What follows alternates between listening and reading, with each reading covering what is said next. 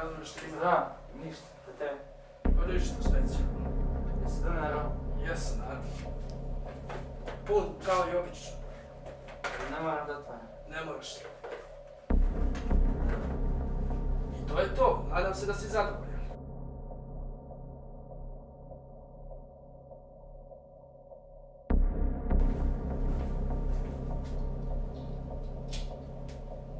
Da. Niko je tamo! Gdje? Ubij ga!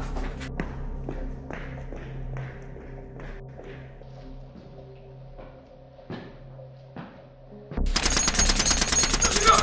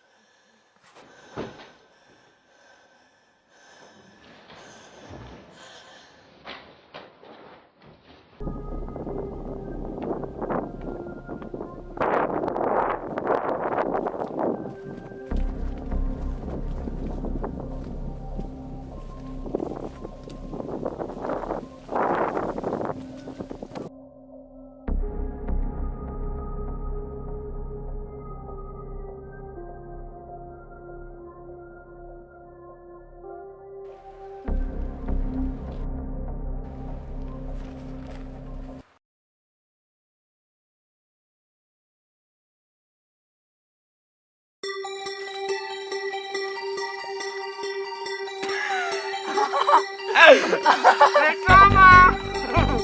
Zvonio si